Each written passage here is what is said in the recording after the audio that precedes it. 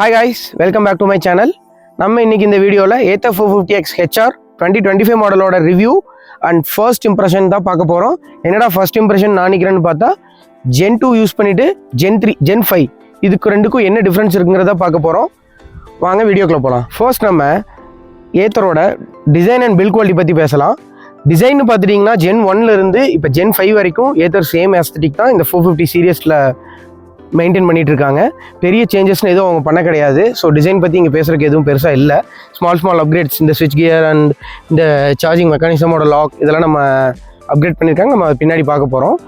Build quality அப்படின்னு வரும்பொழுது ஏத்தர் என்னதான் ஒரு குவாலிட்டியான ஒரு நீட்டான ஒரு Gen 5 ஸ்கூட்டரை கொடுத்துருந்தாலும் பெட்டர் தேன் Gen 2 பல ஆஸ்பெக்டில் இருந்தாலும் பில்ட் குவாலிட்டின்னு வரும்போது இங்கே Gen 2 தான் வந்து வின் பண்ணுது. ஏன்னா Gen 2 குவாலிட்டி இங்கே கிடையாது.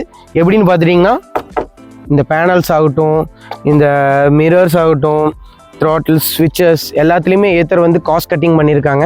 இது ஒரு டவுன்கிரேடாக தான் நான் பார்க்குறேன். ஆனால் ஓவரால் வெஹிக்கிள் குவாலிட்டி எப்படி இருக்குங்கிறத நம்ம இப்போ பார்க்கலாம் வாங்க. Gen 5ஓட பர்ஃபார்மன்ஸ் ஓவர் வியூன்னு பார்த்துட்டிங்கன்னா கம்பேரிட்டிவ்லி ஒரு நல்ல சேஞ்சு தான் இருக்குது. வார்ப் மோட் ஆகட்டும் and right quality, even though fan இல்லைனாலும் இதோட பெர்ஃபார்மன்ஸ் ஷார்ப் அண்ட் நிம்பிளாக தான் இருக்குது. ஆனால் இருந்தாலும் Gen 2லேருந்து Gen 5 ஸோ கொஞ்சம் காம்ப்ரமைசஸ் இருக்குது. ஏன் அப்படி சொல்கிறேன் அப்படின்னா Gen 2ல் வந்து கூலிங் ஃபேன் இருக்குது. Gen 5ல் வந்துட்டு அந்த கூலிங் ஃபேன் கிடையாது. ஒவ்வொரு time BMS and motor heat ஆகும் பொழுது அங்கே இந்த இடத்துல இருக்கும் அந்த ஃபேன். அது வந்து ரன் பண்ணி மோட்டரை ஆகட்டும் பிஎம்எஸ் ஆகட்டும் ரெண்டையும் கூல் பண்ணுறதுனால உங்களுக்கு அந்த சீம்லெஸ்ஸான ஒரு பர்ஃபார்மன்ஸ் கிடைக்கும். Gen 5ல் நான் அப்பப்போ கொஞ்சம் லேக் பார்க்குறேன். நேற்று வந்துட்டு இது ஒரு 120 கிலோமீட்டர்ஸ் ஒரு சிங்கிள் ஸ்டெச்சில் ரைடு பிளான் பண்ணி ரேஞ்ச் டெஸ்ட்டுக்காக நான் அதை ரைடு பண்ணினேன். அப்போ வந்துட்டு நான் கொஞ்சம் அந்த பர்ஃபார்மன்ஸ் லேக்ஸ் டியூ டு ஹீட்னால பண்ணினேன். அதுக்காகவே நான் வந்துட்டு காலையில் 11 மணிக்கு ஆரம்பித்து மத்தியானம் 2 மணி வரைக்கும் 2:30 மணி வரைக்கும் அந்த ரைடை பண்ணினேன். ஏன்னா அப்போ தான் நல்ல பீக் ஹீட் இருக்குது, எப்படி சஸ்டெயின் பண்ணுதுன்னு பார்த்தேன். பட் எனக்கு வந்து இது ஒரு Gen 2 கம்பேர் பண்ணும் பொழுது ஒரு பர்ஃபார்மன்ஸ் சஸ்டெயின் பண்ண கிடையாது. பர்ஃபார்மன்ஸ் மோசம்னு சொல்ல முடியாது. ஆனால் அந்த டிப்பிக்கல் வார்ப்போட எக்ஸ்பீரியன்ஸ் சில இடத்துல நான் லேக்ஸ் பார்த்தேன். நான் கான்ஸ்டண்ட்டாக 50 to 55 kph ட்ரைவ் பண்ணும் பொழுது Gen 5 நல்லாவே பர்ஃபார்ம் பண்ணலை அப்படின்னு தான் சொல்லணும். ஏன்னா இவங்க இந்த ஃபேனை ரிமூவ் பண்ணிட்டாங்க. அந்த ஃபேனை ஏன் ரிமூவ் பண்ணீங்கன்னு சொல்லி ஏத்தரோட இன்ஜினியர்ஸ் நான் ஒரு டைம் மீட் பண்ணும் பொழுது எனக்கு கிடைச்ச வாய்ப்பை பயன்படுத்தி நான் கேட்டேன். அவங்க என்ன சொன்னாங்கன்னா இந்த மோட்டரோட பில்ட் குவாலிட்டி ஆகட்டும், பேட்டரியோட பீஃபிங்ஸ் ஆகட்டும், இதெல்லாமே நாங்கள் நல்லா இம்ப்ரூவ் பண்ணியிருக்கோம். ஸோ அதனால் அந்த கூலிங் ஃபேன் வந்து தேவைப்படலை அப்படிங்கிறத அவங்க சொல்லியிருந்தாங்க. பட் அவங்க என்னதான் அவங்க டெஸ்டிங் லேப்ஸ் பாயிண்ட் ஆஃப் வியூவில் பேசியிருந்தாலும் இங்கே ரியல் வேர்ல்டில் ஸ்ட்ரகிள் ஆகிறது என்னமோ காசு கொடுத்து 1,90,000 கொடுத்து வாங்கின கஸ்டமர் தான் ரோடில் ஸ்ட்ரகிள் ஆகுறாங்க. ஸோ இதை வந்து ஏத்தர் கம்பல்சரி திருத்தி ஆகணும். பர்ஃபார்மன்ஸ் Gen 2 கம்பேர் பண்ணும் பொழுது Gen 5 எனக்கு சுத்தமாக ஒரு திருப்தி தரல. இதுவே வந்து நீங்கள் ஒரு ஃப்ரெஷ் மைண்டடாக போய் ஃப்ரெஷ்ஷாக ஒரு Gen 5 ஸ்கூட்டர் வாங்குறீங்க, உங்களுக்கு இது ஃபர்ஸ்ட் ஏத்தர் அப்படின்னா நீங்கள் இதை வந்து ஒரு பவர்ஃபுல் ஸ்கூட்டராக தான் நீங்கள் பார்ப்பீங்க. பேட்ரி அண்ட் ரேஞ்ச் பற்றி பேசணும் அப்படின்னா நம்ம இந்த வெஹிக்கிளை Gen 2 கம்பேர் பண்ண முடியாது. ஏன்னா Gen 2 வந்து 2.9 kW பேட்டரி தான் யூஸ் பண்ணியிருக்காங்க. ஸோ Gen 3 கம்பேர் பண்ணணும் அப்படின்னா Gen 3லையும் சரி Gen 5லையும் சரி 3.7 kW யூஸ் பண்ணியிருக்காங்க. ஆனால் Gen 5ல் 3.7 கம்ப்ளீட்டாக யூஸ் பண்ணி நல்ல ஒரு ரேஞ்ச் கொடுத்துருக்காங்க. ஆனால் Gen 3ல் பார்த்துட்டிங்கன்னா 3.25 kW மட்டும் யூஸ் பண்ணி 110 km ட்ரூ ரேஞ்ச் வர மாதிரி தான் ஏத்தர் ஆப்டிமைஸ் பண்ணியிருக்காங்க. ஸோ ரேஞ்சுன்னு பார்த்துட்டோம் அப்படின்னா Gen 2 Gen 3 இதுகளை விட Gen 5 நல்லாவே பர்ஃபார்ம் பண்ணுது. அதுவும் வார்ப் மோடில் கூட நான் பர்ஃபார்மன்ஸ்லேயே சொன்ன மாதிரி வார்ப் மோட்லேயே 50 to 60 kph solid 100 km. Even நீங்கள் ஒரு 60-65 ஓட்டிங்கன்னா கூட உங்களால் 100 km நம்ம போக முடியும். ஒரு Gen 2 வச்சுருக்க கஸ்டமராக இருக்கேன், எனக்கு தான் தெரியும். ஒரு 100 km போகணும் அப்படின்னா என்னோட Gen 2 சாலிடாக 30 kph ஓட்டினா மட்டும்தான் நம்மளுக்கு அந்த 100 km ரேஞ்சுங்கிறதே கிடைக்கும். ஸோ இதில் 60 km ரேஞ்ச் கிடைக்கிறது ஒரு பெரிய அப்கிரேடு தான். ஸோ நீங்கள் Gen 2லேருந்து Gen 5க்கு போகிறீங்கன்னா கண்ணை மூடிட்டு நம்ம இந்த வண்டி வாங்கலாம். Technology and features Gen 2லேருந்து Gen 5 என்னென்னமோ கொடுத்து வச்சுருக்காங்க. இந்த ஸ்விட்ச் கியர்ஸ் இது Gen 3.5லேயே என்னமோ இன்ட்ரடியூஸ் பண்ணியிருந்தாங்க. ட்ராக்ஷன் கண்ட்ரோல் கொடுத்துருக்குறாங்க. அதுவும் வந்துட்டு 3 level of traction control, rally, road and rain. நான் வந்து அரௌண்ட் ஒரு 250-300 கிலோமீட்டர்ஸாகவே ட்ராக்ஷன் கண்ட்ரோல் ஆனில் வச்சு தான் ஓட்டிகிட்ருக்கேன். அதுவும் ரோட் மோடில் வச்சு ஓட்டிகிட்ருக்கேன். நல்லாவே ஒரு grip கிடைக்குது. இந்த ரோடில் ஸ்பீட் பிரேக்கர்ஸ்க்கு அடுத்து கிடக்கிற அந்த மண் அதில் எல்லாமே நம்ம ஒரு வார்ப்பில் சடன் த்ராட்டில் கொடுத்தோம் அப்படின்னா ஜென் 2 ஜென் 3 இதிலலாம் பார்த்தீங்கன்னா வீல் ஸ்பின்னுங்கிறது ஆகும். ஸோ அந்த மாதிரி இது வந்து ட்ராக்ஷன் கண்ட்ரோல் நல்லாவே ப்ரிவென்ட் பண்ணுது மோட்டர் கட் ஆஃப் பண்ணி. ஸோ ட்ராக்ஷன் கண்ட்ரோல் ஒரு ஓவர் ஹைப்டு ஃபீச்சராக இருந்தாலும் சிலருக்கு வந்துட்டு இந்த ஈவிக்கு நியூவாக வரவங்களுக்கெல்லாம் இந்த ட்ராக்ஷன் கண்ட்ரோலுங்கிறது ஒரு நல்ல சப்போர்ட்டாகவே இருக்கும். ஏன்னா வார்ப்பில் வந்து சடனாக அந்த 26 நியூட்டன் ஆஃப் டார்க்கை நம்ம எல்லாருமே கண்ட்ரோல் பண்ணுவாங்களாங்கிறது பெரிய கொஷின் மார்க் தான். ஏன்னா 0 RPMல இந்த 26 Nm டார்க்கை யாராலையுமே கண்ட்ரோல் பண்ண முடியாது. யாராலையுமே இந்த சென்ஸ் நியூவாக ஒருத்தவங்க யூஸ் பண்ணுறாங்க அப்படிங்கிற பட்சத்தில் அது கொஞ்சம் ஹார்டான ஒரு ஃபீச்சர் தான். அண்ட் மேஜிக் ட்விஸ்ட் சாலிடாக நான் பிரேக்ஸை யூஸ் பண்ண கிடையாது. ஃபுல்லாகவே மேஜிக் ட்விஸ்ட்டு ஹை மோடில் வச்சு தான் யூஸ் பண்ணிகிட்ருக்கேன். லோ மோட் நான் யூஸ் பண்ண கிடையாது, ஏன்னா அது கண்டிப்பாக நல்லா இருக்காது. அண்ட் கோஸ்டிங் ரீஜன் இருக்குது. கோஸ்டிங் ரீஜன் என்ன கேட்டால் ஒரு யூஸ்லெஸ் ஃபீச்சராக தான் எனக்கு தோணுது. ஏன்னா என்னோடய கம்யூட் ஃபுல்லாமே ஹைவேல அண்ட் சிட்டிக்குள்ளே யூஸ் பண்ணுறவங்களுக்கு. ஸோ அப்போ ஹெட்டில் டிராஃபிக் இருக்குது அப்படின்னா ஒரு 100 மீட்டர்ஸ் முன்னாடியே த்ராட்டில் விட்டுட்டாங்க அப்படின்னா கோஸ்டிங் ரீஜன் நல்லாவே ஸ்பீடை குறைச்சி கொடுக்குது, அதாவது ரீஜன் பண்ணி. ஸோ அது ஒரு நல்ல ஃபீச்சர் தான், பட் எனக்கு இது யூஸ்லெஸ் ஹைவேல ஓட்டுறவங்களுக்கு. அண்ட் வார்ப் மோட்லேயே 85 or 90 கிலோமீட்டர்ஸ் 90 கிலோமீட்டர்ஸ் காட்டுது. ஜென் 2ல 50 தான் காட்டும். ஸோ அது வெறும் ப்ரெடிக்டட் ரேஞ்சு தான். ஈவன் இங்கே 90 காட்டுது அப்படின்னா ஒரு கஸ்டமர் சாலிடாக சொன்ன மாதிரி ஒரு 60 kph ஓட்டினாங்கன்னா 110 115 அந்த அளவுக்குலாம் போகலாம். சேஃப்டி ஃபீச்சர்ஸ் நம்ம ஆல்ரெடி டெக்னாலஜி அண்ட் ஃபீச்சர்ஸ்லேயே நம்ம பார்த்துருந்தோம். ட்ராக்ஷன் கண்ட்ரோல், மேஜிக் ட்விஸ்ட்டு, இதெல்லாமே ஒரு நல்ல சேஃப்டி ஃபீச்சராக தான் நான் பார்க்குறேன். ஈவன் கோஸ்டிங் ரீஜனே சிட்டிக்குள்ளே ஓட்டுறவங்களுக்கு ஒரு லாங்கில் பிரேக் பண்ணணும் அப்படிங்கிற சுச்சுவேஷன் இருக்குது அப்படின்னா இங்கேவே அவங்க த்ராட்டில் விட்டாங்கன்னா அவங்களுக்கு கிராஜுவலாக ஸ்பீடை குறைச்சி கொடுக்குது. அதனால் அவங்க சடன் பிரேக் எதுவும் பண்ண வேண்டி வராது. இதெல்லாமே ஒரு சேஃப்டி ஃபீச்சராக தான் இருக்குது. அது மட்டும் இல்லாமல் ஏத்தர் வந்துட்டு பைப்ரேவோட கேலிபர்ஸ் யூஸ் பண்ணுறாங்க ஃப்ரண்ட் அண்ட் பேக்கில். நிறையா கஸ்டமர்ஸ் என்கிட்ட சொல்கிறது என்னென்னா ஏபிஎஸ் இருந்தால் நல்லாயிருக்கும். சம் கேசஸில் நானுமே ஃபேஸ் பண்ணியிருக்கேன் தான். ஒரு 60 to 70 kph போயிட்டு இருக்கும்போது ஒரு பேனிக் பிரேக்கிங்னு பண்ணும்பொழுது அந்த வீல் லாக்அப்ஸுங்கிறது இருக்குது தான். ஸோ ஏபிஎஸ்ங்கிறது ஒரு மேண்டட்டரி ஃபீச்சராக தான் நான் பார்க்குறேன். ஈவன் லாஸ்ட் 3 weeks பேக் கூட ஒரு ஜென் 3 கஸ்டமர்ஸ் நம்ம கம்யூனிட்டியை சேர்ந்தவர் தான். அவர் வந்து ஒரு சின்ன ஆக்சிடெண்ட் ஆகிடுச்சு. அவர்கிட்ட நான் பேசும்பொழுது அவர் என்ன சொல்கிறாருன்னா ஏபிஎஸ் இருந்திருந்தால் இந்த ஆக்சிடெண்ட்டை நான் தடுத்திருப்பேன் அப்படிங்கிறாரு. ஸோ ஏன் ஒரு சின்ன ஏபிஎஸ் கொடுக்கறதுல என்ன ஆகிடப்போகுது, டியூவல் சேனல் இல்லாட்டி கூட பரவாயில்ல, ஒரு சிங்கிள் சேனல் ஏபிஎஸ் வச்சு ஏத்தர் கன்சிடர் பண்ணி கொடுக்கலாம். ஸோ அது ஒரு மிகப்பெரிய ட்ராபேக்காக தான் இந்த வண்டியில் நான் ஃப்ரம் ஜென் 2லேருந்தே பார்த்துக்கிட்டு இருக்கேன். ப்ரைஸ் அண்ட் வேரியன்ட்ஸ்னு பார்க்கும்போது ஜென் 2 450 ப்ளஸ் 1,40,000 என்னமோ சேல் ஆகிட்டு இருந்துச்சு. ஜென் 2 450X என்னோட மாடல் 1,56,000 சேல் ஆகிட்டு இருந்துச்சு. அதெல்லாம் கம்பேர் பண்ணி பார்க்கும்பொழுது இப்போ இந்த மாடல்ஸ் நல்ல ஒரு ரேட்டுக்கு தான் சேல் பண்ணிகிட்ருக்காங்க. 450X LR மாடல் 1,70,000க்கும் இந்த 450X HR மாடல் 1,90,000க்கும் ஏத்தர் சேல் பண்ணிகிட்ருக்காங்க. இன்னொரு 10,000 கம்மியாக இருந்தால் இந்த பெல் குவாலிட்டி அண்ட் பர்ஃபார்மன்ஸ்க்கு ஒரு பர்ஃபெக்டான வெஹிக்கிள், அதாவது 1,80,000னா நான் கண்ண மூடிட்டு சொல்லுவேன் இது ஒரு பர்ஃபெக்டான ப்ரைஸ் ஃபார் திஸ் வெஹிக்கிள் அப்படின்ட்டு. ஆனால் 1,90,000ங்கிறது எனக்கு கொஞ்சம் திருப்தி கொடுக்கல.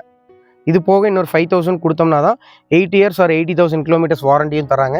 அது ஒரு மேண்டட்டரியான ஒரு ஃபீச்சர் தான். ஸோ அதை ஆட் பண்ணோம்னா வெஹிக்கிளோட காஸ்ட் வந்து 1,95,96,000க்கு போகுது. ஸோ இதெல்லாமே ஏத்தர் பேக் பண்ணி ஒரு 1,90,000க்கு கொடுக்கலாம். ஒரு 6,000 விலை அதிகமாக இருக்குன்னு தான் நான் நினைக்கிறேன். ரைட் எக்ஸ்பீரியன்ஸ் ஆல்ரெடி நம்ம இது வரைக்கும் பேசினதில் எல்லாமே இந்த ரைட் எக்ஸ்பீரியன்ஸையும் எக்ஸ்பிளைன் பண்ணக்கூடிய விஷயங்கள் தான் பேசியிருக்கோம். ஃப்ரம் ஜென் 2லேருந்து ஜென் 5 பார்த்தோம்னா ரைட் எக்ஸ்பீரியன்ஸ் ஆகட்டும், அந்த சிட்டிங் போஸ்டர் ஆகட்டும், கம்ஃபர்ட் எல்லாமே பர்ஃபெக்டாக இருக்குது. அதுவும் இல்லாமல் இந்த ஸ்விட்ச் கியர்ஸ் கொடுத்துருக்கிறது, ரிவர்ஸ்க்கு இங்கே தனியாக டெடிக்கேட்டட் ஸ்விட்ச் கொடுத்துருக்கிறது, இது எல்லாமே ஒரு பெட்டரான ரைடிங் கம்ஃபர்ட் தான் கொடுக்குது. இருந்தாலும் பில் குவாலிட்டியில் இவங்க பண்ணியிருக்க காம்ப்ரமைஸ் எனக்கு ஜென் 2வோட ரைட் கம்ஃபர்ட் தான் ரொம்ப நல்லாவே பிடிச்சிருக்கு. இதில் வந்து ஃபீச்சர்ஸ் அண்ட் பவர் பேக்கடாக இருக்குது. ஆனால் ரைட் எக்ஸ்பீரியன்ஸ்னு வரும்பொழுது ஜென் 5 ஜென் 2 கம்பேர் பண்ணல கொஞ்சம் கீழே தான் இருக்குது. ஸோ இவங்க பில் குவாலிட்டி அந்த ஸ்டப்ஸில் ரொம்ப நல்லாவே ஃபோக்கஸ் பண்ணணும். அப்போ தான் இது வந்து ஜென் 2வோட நல்லா இருக்குன்னு சொல்ல முடியும். என்ன தான் இது பவர் பேக்கடாக ஃபீச்சர்ஸ் நிறைய அள்ளி போட்டு வச்சுருந்தாலும் ஜென் 2வோட அந்த கம்ஃபர்ட்டுங்கிறது கிடைக்க மாட்டேங்குது. ஓகே, அப்போ தான் நம்ம வந்து இது ஜென் 2வோட பெட்டராக இருக்குது அப்படின்னு சொல்ல முடியும். நான் வந்து இங்கே ரொம்ப ஜென் 2 எக்ஸாஜரேட் பண்ண கிடையாது. ஒரு ஜென் 2 யூஸ் பண்ணிட்டு இருக்கிற கஸ்டமர்ஸ்க்கு தான் தெரியும் அதோட பில்ட் குவாலிட்டி என்ன அப்படிங்கிறது. ஈவன் அந்த பேனல்ஸ் ஆகட்டும், சின்ன சின்ன விஷயங்கள் ஆகட்டும், கேலிபர்ஸ் ஆகட்டும், எல்லாத்துலேயுமே ஜென் 2 தான் பெஸ்ட்டாக இருக்குது. அதிலலாம் வந்து ஏத்தர் கொஞ்சம் சேஞ்சஸ் பண்ணினாங்க அப்படின்னா இது இன்னும் பெட்டரான ஒரு ஸ்கூட்டராக இருக்கும். ஏன்னா சின்ன சின்ன விஷயங்கள் தான் இதில் லேக் ஆகுது. அதையும் இவங்க சரி பண்ணிட்டாங்க அப்படின்னா வர ஃபியூச்சர் ஜென்ரேஷன்ஸ் இன்னும் பெட்டராக இருக்கும். ஸோ எந்த ஒரு வெஹிக்கிள் ரிவ்யூலையும் ப்ரோஸ் அண்ட் கான்ஸுங்கிறது தவிர்க்க முடியாத ஒரு டாபிக். ப்ரோஸ்ன்னு பார்த்துட்டோம் அப்படின்னா எல்லாமே இருக்குது இந்த வண்டியில். என்ன இல்லைன்னு சொல்கிறதுக்கு ஒன்றுமே இல்லைன்னு சொல்ல முடியாது. ஏபிஎஸ் இல்லை. ஃபர்ஸ்ட் நான் கான்ஸ்லேருந்து வரேன். ஏபிஎஸ் கிடையாது. இன்னுமே அதே 2023 2022 ஜென் 3 வந்துருச்சு. 23, 24 கிட்டத்தட்ட ஒரு 3 வருஷமாக ஏத்தர் வெறும் 3.7 kW பேட்டரியை அதை யூஸ் பண்ணிகிட்டு இருக்காங்க. ஸோ இப்போ ரீசெண்டாக அல்ட்ரா வயலட் வந்துட்டு 5 kW 6 kW பேட்டரிஸ்னு ஸ்கூட்டர்ஸில் அவங்க கொடுக்கும் பொழுது ஏத்தரும் வந்து பேட்டரி இம்ப்ரூவ் பண்ணணும். அட்லீஸ்ட் ஏத்தர் சைட்லேருந்து ஒரு 5 kW பேட்டரி இல்லை ஒரு 6 kW பேட்டரி அந்த மாதிரி ஏதாச்சும் ஆப்ஷன்ஸ் வந்துச்சுன்னா தான் இந்த காம்படிட்டிவ் மார்க்கெட்டில் சர்வை பண்ண முடியும். அதே மாதிரி இந்த ஃபேன்ஸை ரிமூவ் பண்ணுறது, டிஸ்பிளேல இருக்க கூலிங் ஃபேன்ஸை ரிமூவ் பண்ணுறது, இந்த மாதிரி விஷயங்கள்லாம் பண்ணிகிட்டு இருந்தாங்க அப்படின்னா காஸ்ட் கட்டிங் இருக்கிறது தான். இந்த மாதிரி விஷயங்களில் காஸ்ட் கட்டிங் பண்ணுறது ஏத்தரை வந்துட்டு கிரேவியார்ட் தவிர வேறு எங்கேயும் கூட்டிகிட்டு போகாது. வேற என்ன